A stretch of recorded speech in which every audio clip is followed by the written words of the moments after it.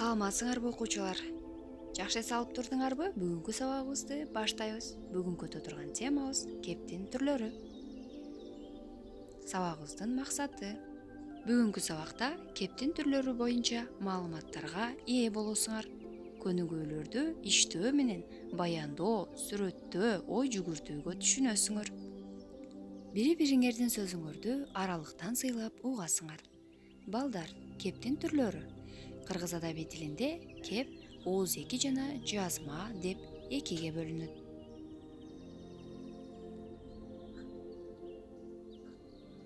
Кептин түрлөрү кыргыз адабий тили ооз-эки жана жазуу тили болуп бөлүнгөндүктөн адам баласынын турмушунда бири-бири менен пикир алышып, ооз-эки сүйлөшкөн сөздөрдү ооз-эки тил деп айтабыз. Биз ой пикирибизди баяндоо, сүрөттөө жана ой жүгүртүү аркылуу түшүндүрөбүз. Булардын баардыгы кептин түрлөрүнө кирет. Эми балдар, баяндоо деп биз турмушта болуп жаткан, болуп келген жана боло турган окуяны жаратылыштын кубулушунун ирети менен кабарлоону баяндоо деп атайбыз. Баяндоо эпикалык чыгармаларда айтуучунун речин, башкача айтканда, каармандардын тике сөзүн башка чыгармаларда айтып туруу бул ой жүгүртүү болуп саналат. Сүрөттөө заттын белгилерин ачып көрсөтүүчү кептин бир түрү сүрөттөө деп аталат балдар. Мында жаратылыштагы көрүнүштөрдү, адамдарды, жаныбарларды, буюм тайымдарды сүрөттөө болуп саналат. Ал эми үчүнчү бөлүк ой жүгүртүүнүн мүнөздүү белгилери болсо, ой жүгүртүү бул баяндоо сүрөттөөгө караганда татаалыраак бөлүк болуп саналат. Мында окуя, көрүнүштөр табияттын ар кыл кубулуштарынын келип чыгуу шарттарына, өбөлгөлөрүнө байкоо жүргүзүү алдында өтүлүүчү ой жүгүртүү болуп саналат. Мисалы балдар, планеталар күн системасында айланат дей турган болсок, бул ой жүгүртүү болуп саналат. Эми балдар, ар бирине бирден мисал келтирсек, баяндоого күн кечкирип бара жатат.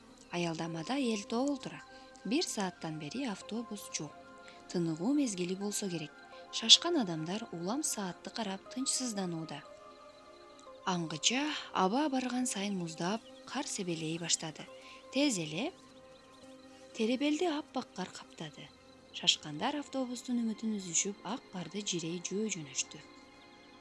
Демек бул жерде балдар баяндоого мисал келтирдик. Эми балдар сүрөттөөгө көңүл бурсак.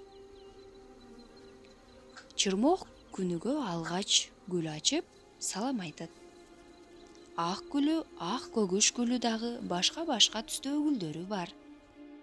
Эгер жанында тынч отурсаң, көз ачкан гүлдөр өз ара сырдашып жаткандай туюлат. Күн төбөгө чыгып, аптабы көктү ичине уйган маалда бала бийик шыралжындын түбүнө кирип кетет. Гүлү жок болсо да, жыты буруксуган шыралжын түп-түп болуп бийик өсүп, арасына башка чөптү жолотпойт. Бул текст балдар сүрөттөөгө мисал болду.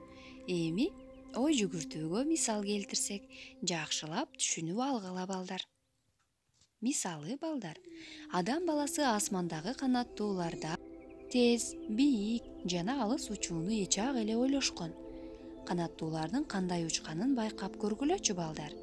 Демек балдар, бул текст ой жүгүртүүгө мисал болду. Бүгүнкү сабакка жакшылап түшүнүп алдыңарбы балдар?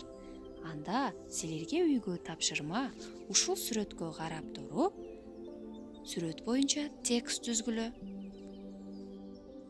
Окуучулар, бүгүнкү сабак силерге түшүнүктүү болсо, абдан кубанычтамын. Кийинки сабактарда көрүшкөнчө саламатта болгула.